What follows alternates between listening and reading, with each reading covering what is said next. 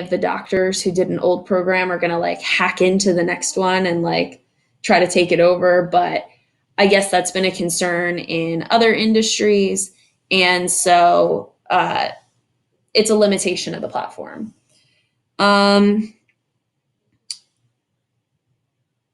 Another housekeeping note, and we'll go over this in a little bit, but you have to make sure that when you have like faculty and slides on screen, the faculty don't cut off the titles of the slides. We've had that happen. You need to make sure that when you're in here for tests, you have test destinations. These are the list of all of the places that Alyssa preset for me to push live. And they are all set to Integrity's test accounts. We have test YouTube, test Facebook, test Twitter. YouTube is a little finicky, so I selected this YouTube and it didn't work, but I clicked this one and it did. We have never really truly figured out why that is, but usually for YouTube, we just push both. That was like a little mini test of our own.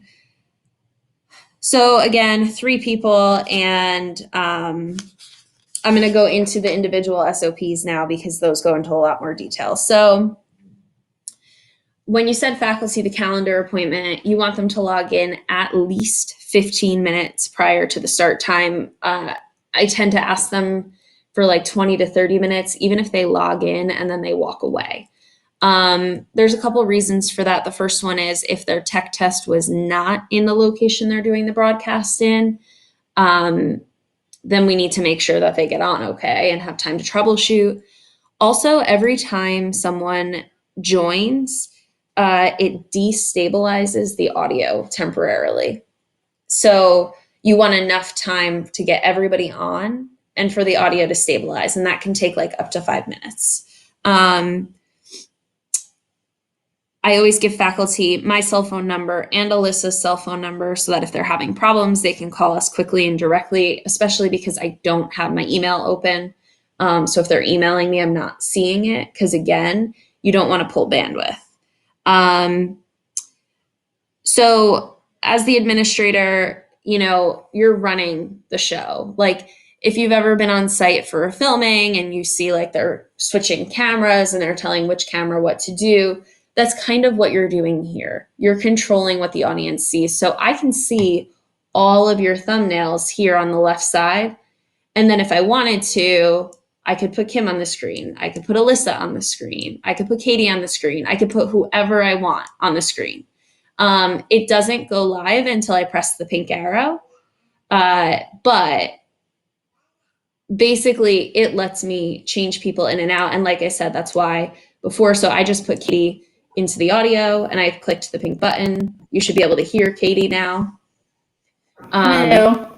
Yep. And then I can take her off and then I click the pink button to apply it. The support person we'll talk about more when we go through that SOP, and same thing with the slide runner. Ethernet, if you have it, is generally better than Wi-Fi. You need to close everything on your computer, like even having a Microsoft Word document open, if it's from the server, can interfere with stage 10. You need to open Google Chrome in an incognito window. I don't really fully understand why that helps, but it does. I think it has to do with like background extensions and things like that. And then you need to run a speed test. So can you guys see the black screen? Because I can't see what you see right now. Alyssa? Did I pull you out? No. Alyssa, do you No, I mute muted yourself? myself. Yes, you can.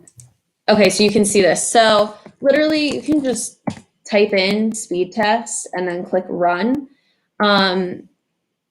As the administrator, your upload and your download speed are both really, really important. And you need them both to be over 15. So this is my download 74.6, so I'm okay. And then it's running my upload 59.3. So we're good. If you are over 15, Doug, 15,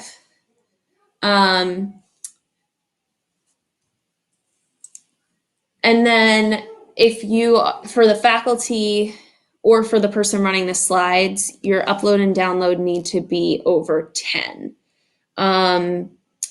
So this matters, especially for like the slide runner, because we had a program a couple weeks ago that Allison was planning on running slides, and the slides were super grainy and we couldn't figure out why. And I had her run a speed test and she's like, oh, my download speed is great.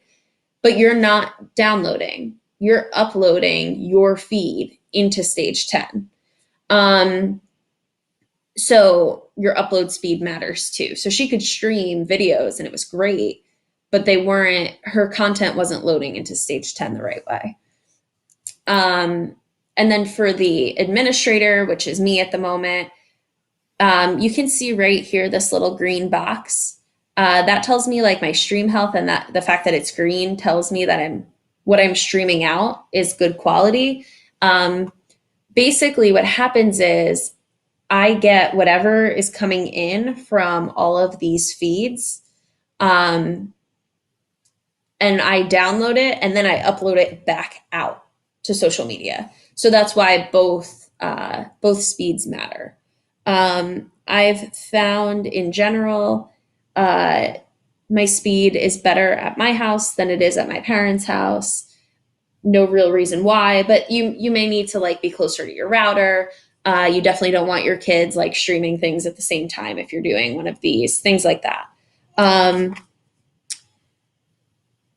So that's like, you're in the studio. Those are the first things I always do. And then once you're in, usually, so right now this is my feed and I'm doing screen share and microphone. Usually I do camera and microphone. It doesn't really matter because during the actual program, no one is seeing you. And you can always do camera and just close your slider. So the add or invite feeds button, it's up here in the top left right now. When there's less people in this list, it'll be like right here where Katie's feed is. So add or invite feeds, copy invite URL. That's the link that you give to faculty. If I wanted to add my camera, I could do that here. If I wanted to share my screen, I could do that here. When you click share your screen, it gives you an option of sharing like an application window or sharing a full screen. So there's directions about that in the SlideShare SOP document. I'm not going to go over that in detail right now. We found with that document that it's a little finicky to like each specific computer, so you might have to play around with it a little bit. And then underneath that, you have this section, which is add media. The download sample assets button, I'm not going to click it right now, but basically that will download a series of like stock images and stock GIF files that say like going live soon, thank you for joining, 30 seconds left. Like they're super corny, but they serve a purpose if you need them. But this plus sign is what we use. So I'm going to click on the plus sign and I'm going to go to 772. This is just one of my jobs.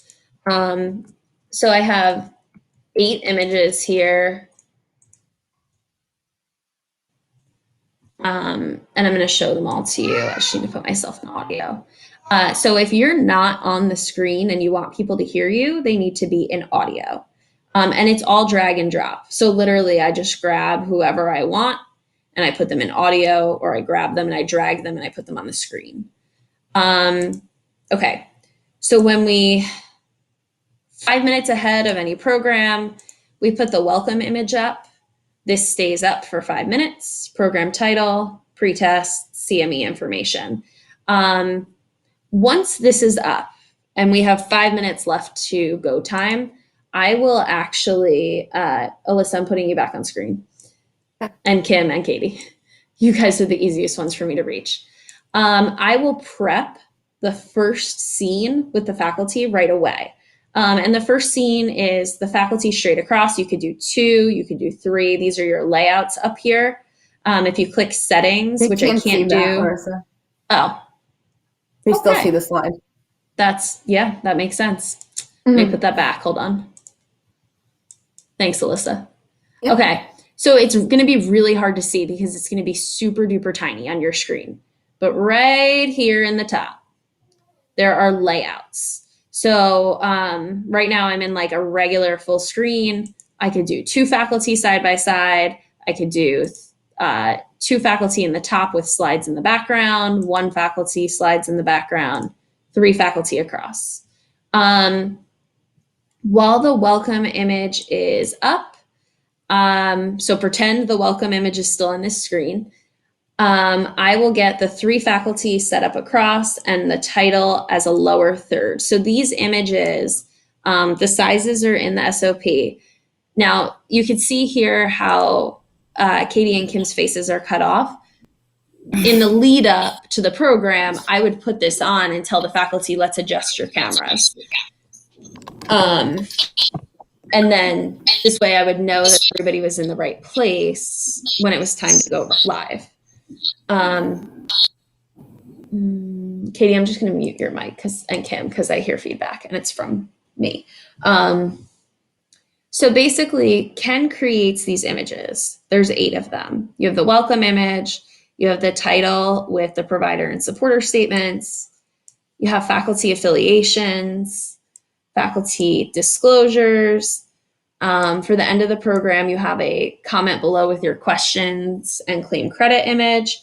And then, yes, Steph, you're seeing this on your big screen because I pushed it live with the pink arrow. So faculty will see the big screen, but they'll also see the small thumbnail image of themselves.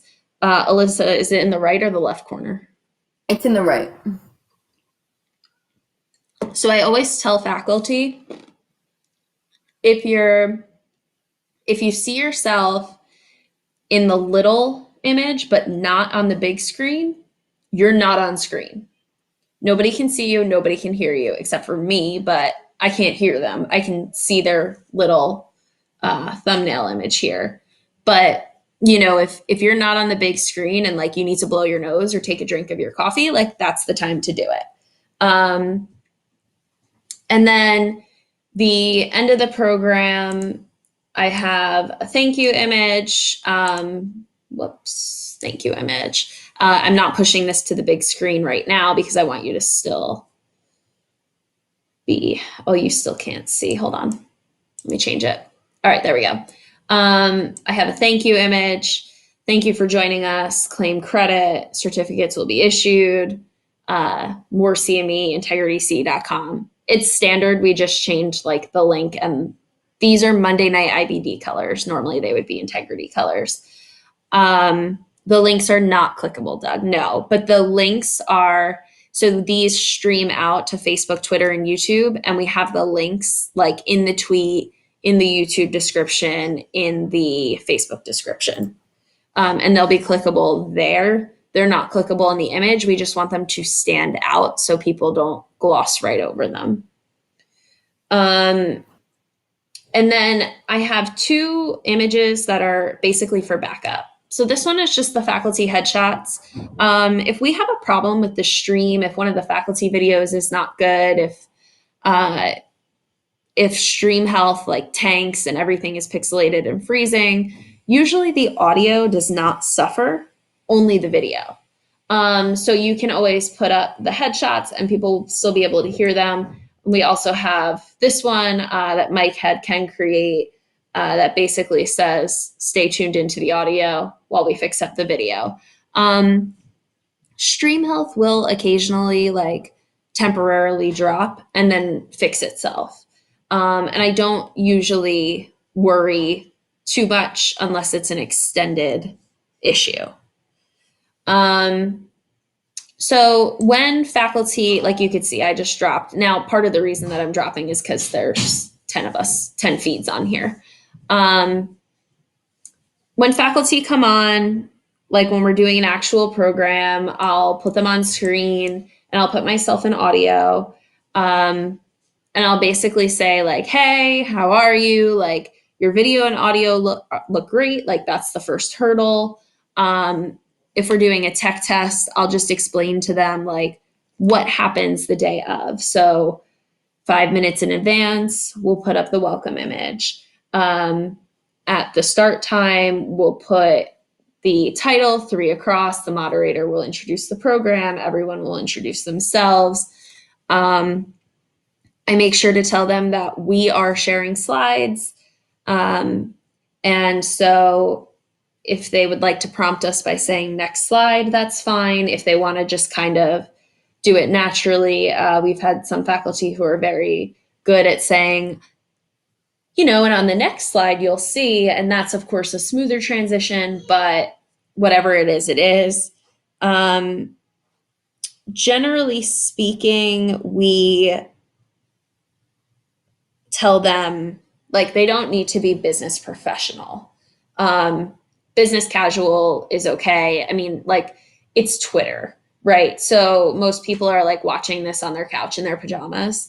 And we don't want it to feel like some like super stuffy webcast. Like we're trying to make it more accessible and not necessarily more fun, but just less, it's not a traditional webcast, if that makes sense. Like we're just trying to fit with the platforms better.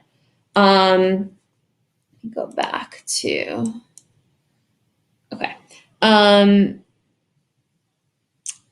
The other thing that we talk to them about is like when the broadcast goes live, we have them share it. If they have a professional Facebook profile, we have them share it there. Most of them don't, and sharing it on Twitter.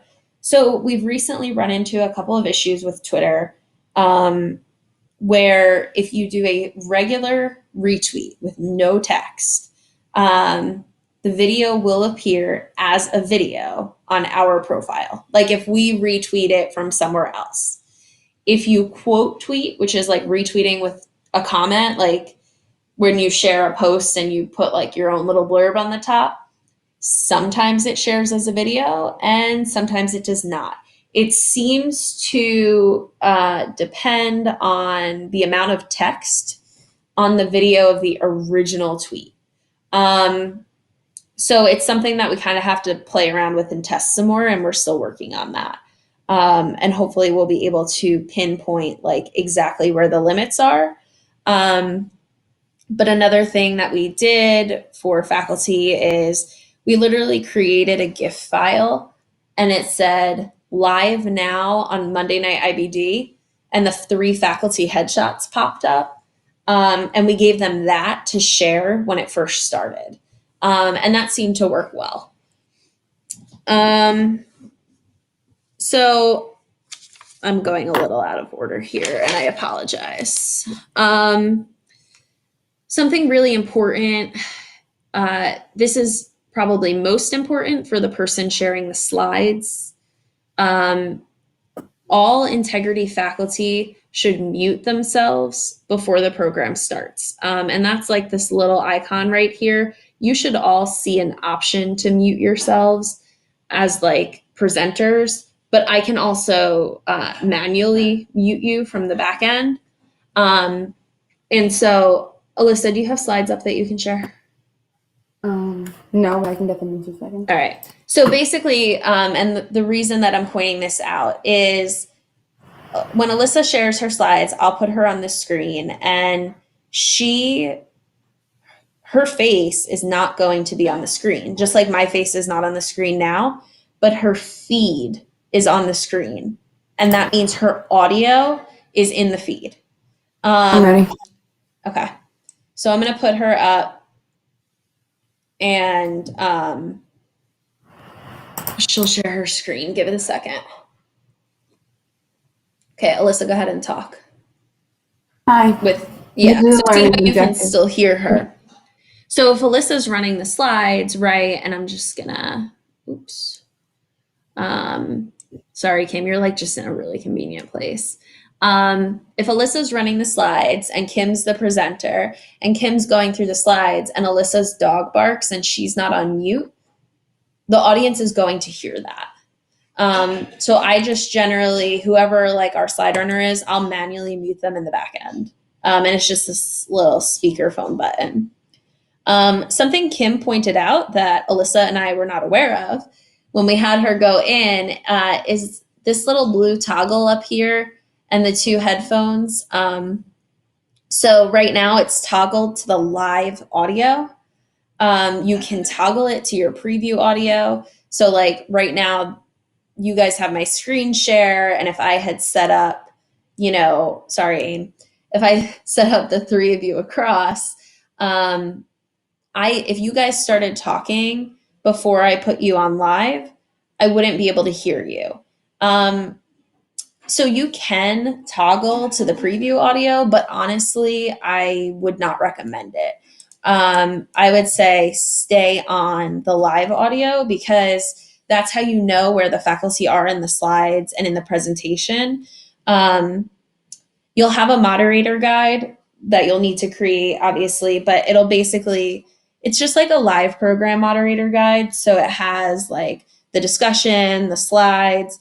But like if the faculty are going to say like at some point, oh, like I would love to hear Dr. So-and-so's thoughts, that's how you know that you have to flip back to having people on screen versus having pretend Alyssa's are still slides versus having Alyssa's slides and Kim as the speaker. So if you're listening to the preview audio, you're going to miss your cues to change the screen. Best practice in general is if Kim is presenting and Alyssa's running the slides, and I know Kim is getting close to,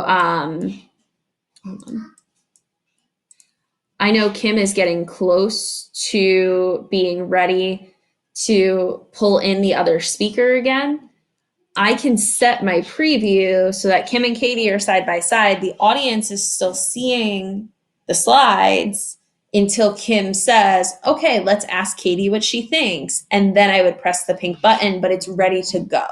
You want to always be a step ahead so that when the time comes for a transition, you're not scrambling to like arrange it on the screen. It's already arranged and you just have to hit a button to turn it on for the audience. Hopefully that makes sense. So basically, until you hit this pink arrow, the view does not change for the audience. And that goes for slides to faculty, faculty back to slides, etc. Same thing with like adding lower thirds. I know it's hard to see, but like basically it won't appear to the audience until I tell it should appear. So I can see it on my screen, but the audience can't see it unless I hit the pink arrow.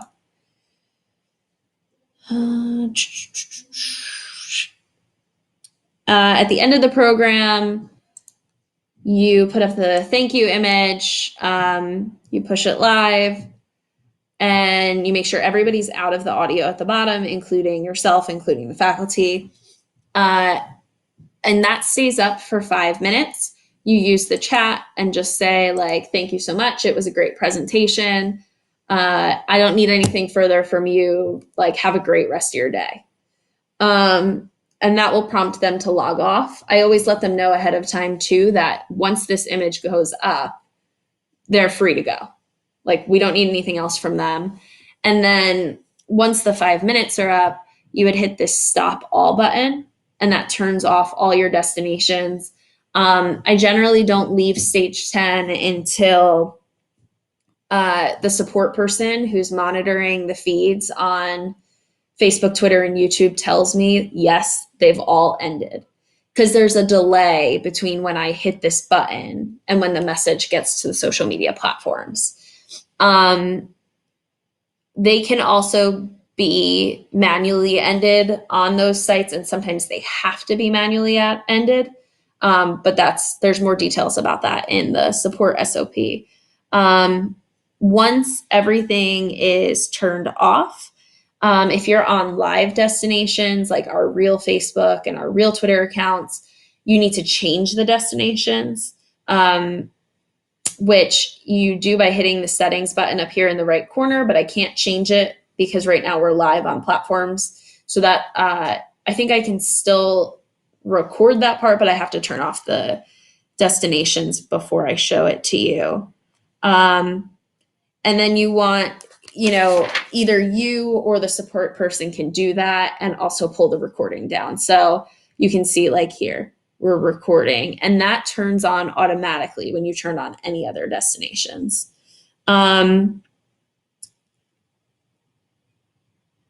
No, Steph, you guys, so the question was, will we set up destinations? No, so either the PM or the support person will go in, set destinations, and get the invite URL for the faculty in advance. So if you tell Kim that you're having a test on, Friday at 2:00, she'll block off the platform for the entire day on Friday, so that you or the support person can go in the morning, set your destinations, get your invite URL, send what you need to faculty, and then afterwards, it'll still be blocked for like another hour so that you have time to remove pull the recording down and reset destinations back. So anytime you log into the platform, destinations should always be set to test until you change them. So like when we're done with running this test and we're doing another one with the coordinators, Alyssa and I will reset everything back to test. So that the idea is nobody ever goes to our regular accounts by accident. So I'm switching over now to the support person's SOP. Katie, just a heads up, I lost Donna. She should be able to log back in with the same link. I don't know if she had another meeting, but if she got kicked out by accident, she should be able to come back in with the same link.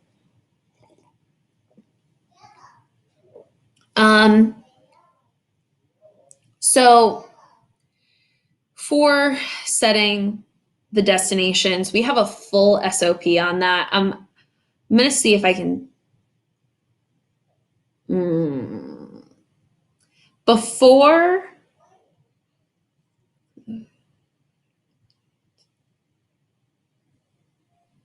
Steph, we give them all 3 links. So usually what we do is we give them for the confirmation email when they register, we give them the link to the Twitter account it will stream on. Usually that's SoMeCME. So we just do twitter.com/SoMeCME. We give them the link to where our videos on our Facebook page live, and the link to where the videos on our YouTube page live. So the links don't go to the actual video usually, but they go to where the video is going to appear. And then, which I'll go over in the coordinator SOP, but basically, the event page at as soon as at 7:45, if it's an 8:00 program, it's 15 minutes or so in advance, the support person puts all those links at the top of the event page in big text so people can't miss it. And then once everything is live, then they go in and put the links to the exact video locations. There is a way with Facebook to get an exact video location link in advance. But what's happened in the past is we've done it that way and then something didn't work right. And then they had to go out of that link to our regular video landing page to see it. So that's generally been the best way to do it. So usually we say you can watch on any of the below, and then we give them a list, Twitter, Facebook, YouTube, with the links. If the pretest is ready in advance, then we also put the pretest link in the confirmation email. Sometimes that helps. So I am going to go a little bit backwards here because I need Alyssa to show you something on Twitter before I can show you what I need to. So I'm going to put Alyssa on the screen, and she's going to be the full screen. You're not going to be able to see my background. And this is going to be like how you manually turn on a live stream for Twitter, because it has to be manually turned on. So I can turn it on here. I can turn it on stage 10 by hitting the destination. I know, Alyssa, I unmuted you. I can, hold on. I'm going to take your screen back off for 1 second. So I can turn Twitter on my list, but it will not appear on Twitter unless it is also turned on Twitter. So Alyssa is going to just real quick show you that. Alyssa, do any of the others have to be manually turned on? I can't remember right now. No. So YouTube, it used to need to be manually pushed, and then as of last week, it does not anymore. That You'll could see change that again. that's kind of a trend. They just changed it on us, and we don't know when or why. We just have to figure it out. So, one thing worth noting is that you have to enter the studio. So this is you click here, and you'll click Media Studio. The thing worth noting is only accounts that have run Twitter ads have access to the studio. So that's why we have to use this account and not Raquel, because we've never paid for Twitter ads on Raquel. So that's definitely a limitation when you're picking an account to stream to. Our SoMe site has run ads, so you can always stream to SoMe. You're going to click producer. Go ahead. I just want to say too, so this is producer, and this process is relatively new and may change again. Twitter used to stream via Periscope, and they decided to do away with that, but they're still transitioning it out. So right now, producer is the way we're doing it. It's only available to accounts that have done ads. That could change. We may have more access, like as they continue to make the transition. Producer itself may also change some. If at any point, Facebook updated in the fall, and then like where we found things were all different places. If at any point something isn't matching the SOPs and something's not matching the screenshots, let us know and we'll help you troubleshoot it. Unfortunately, like we don't really get a heads up when things change. They just happen. So, keep us in the loop and let us know if you're running into issues.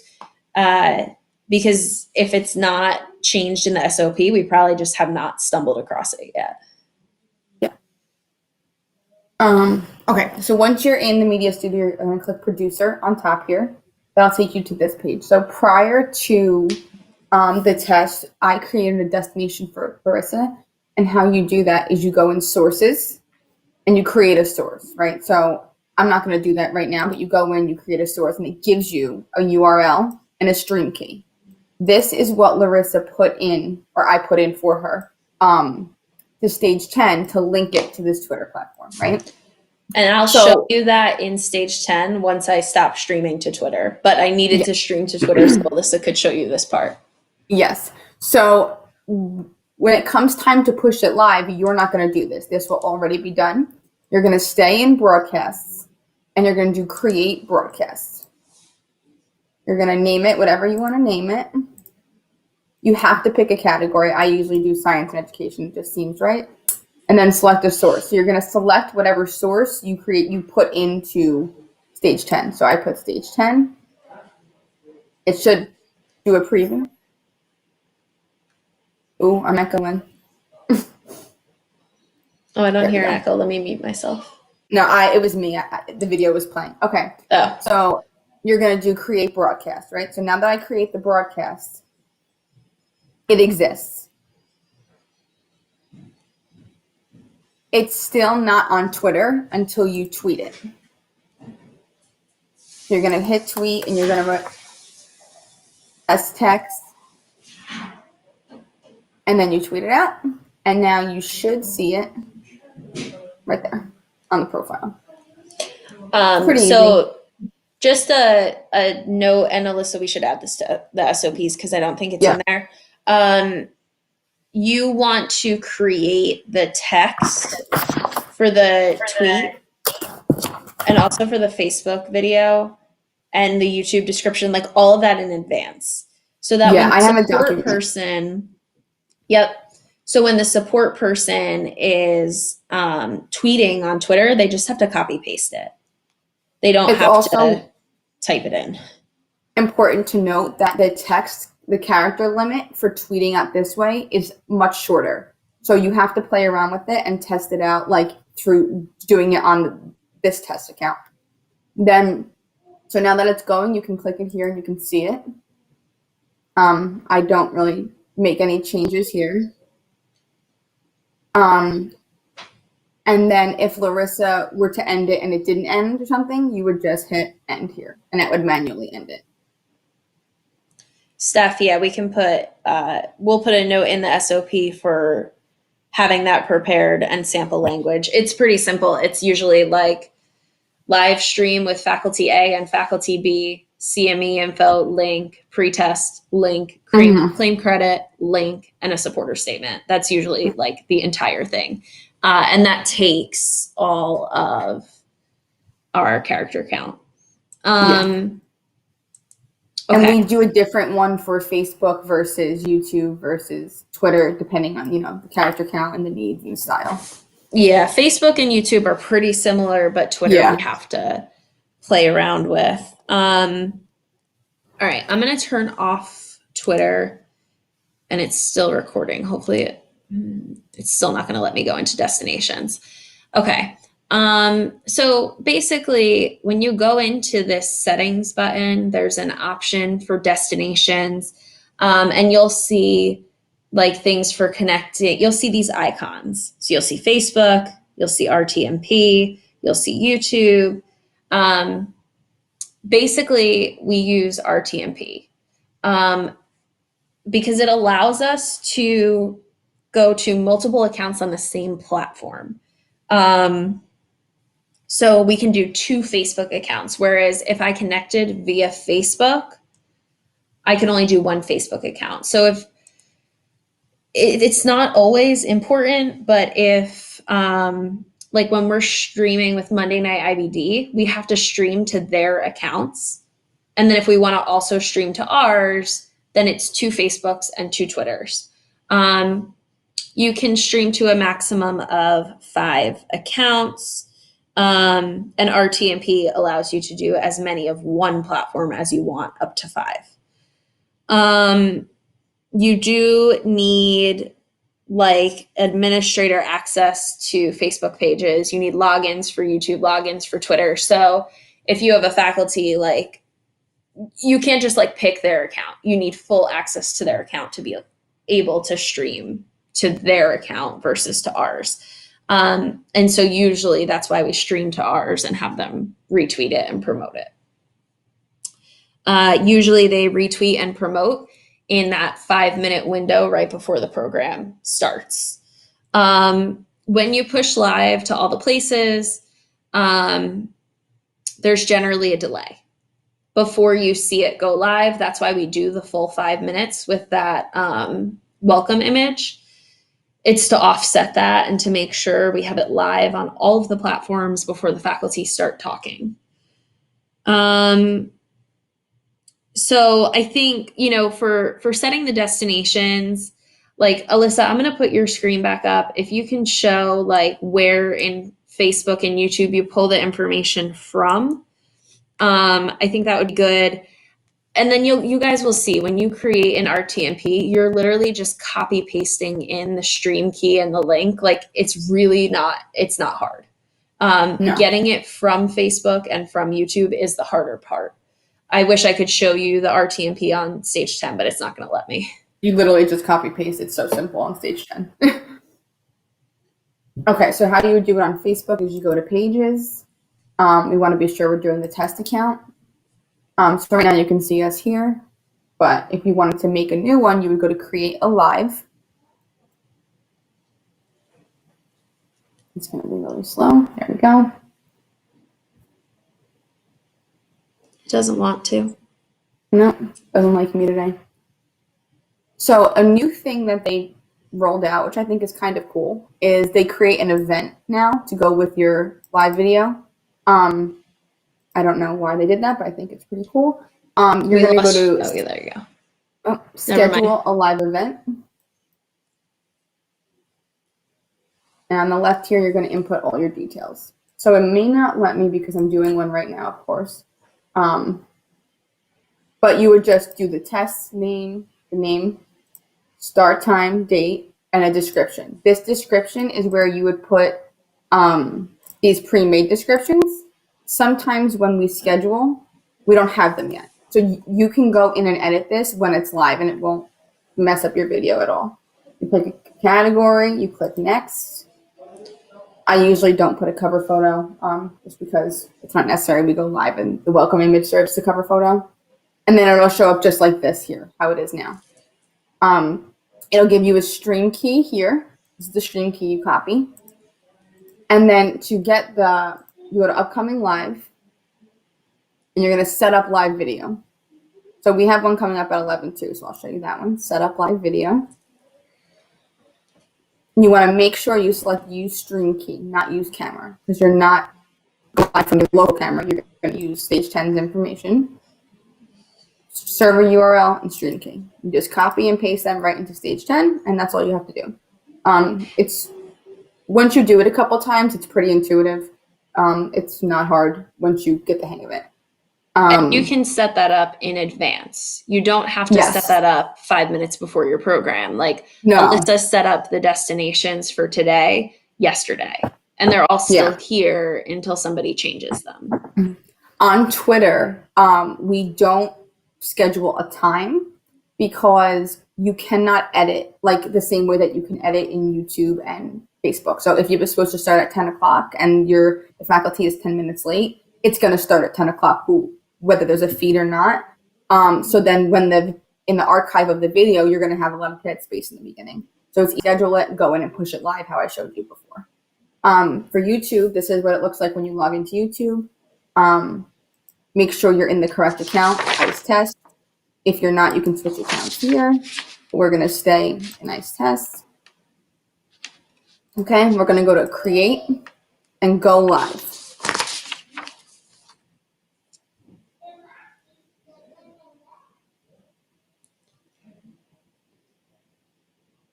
It's taking you directly to Manage because we're live, but it usually won't. It'll take you to Stream. You'll have to click on Manage. And you would do Schedule Stream. It'll ask you if you want to reuse the settings. You can because it doesn't really make it. You just you can still edit them. So you change the name. This is very important. You do not want your video to be unlisted. You want to make sure it's public. If it's unlisted, it will not show up on the page. So it'll be pushing live, but you won't be able to find it unless somebody has a direct link to the video, which is not how we drive traffic. We drive traffic to the actual page. So we want to make sure it's public. Here you'll put the description, any category, date, time, and no, it's not for kids. That doesn't really matter. It's not like, you're not saying it's inappropriate. You're just saying it's not bubble guppies or, something like that. And then you would click create. I'm not going to do that because we have one. It'll look like this in the back end. So you'll click it. And this is where you'll copy the stream key and copy the URL. This says stream URL, not server URL, but it's the same thing. You want to copy this one and not backup server URL because then it won't come through. That confused me a couple times because this doesn't say server, but in Stage 10 you're prompted by server. So I clicked this one and that was incorrect. Stream URL and server URL are synonymous. And that's how you would set it up as a destination. When you're live, you'll click, like we're live right now, we'll see this one. And this is what you see in the back end. I monitor this through the whole thing just to make sure that, we're still streaming and still, you monitor the bit rate and all that. You can see analytics through here. There are none because nobody's watching it, but I kind of monitor the analytics in real time. And you can at all times edit the descriptions of the title. It's also important that this live chat feature is here. If people are commenting or chatting while you're live, you have to monitor it here. And then you can pass it on to faculty and they can either address it in the video or give you a response. That happened to us a few times on Monday Night IBD stream, and it was pretty cool to have people engaging. Dr. Sharabadi was happy. So that is your job to see. But they're doing that, and then end stream here. If it doesn't automatically end, same thing, just hit end stream. And then it, prompts you, and you're done. So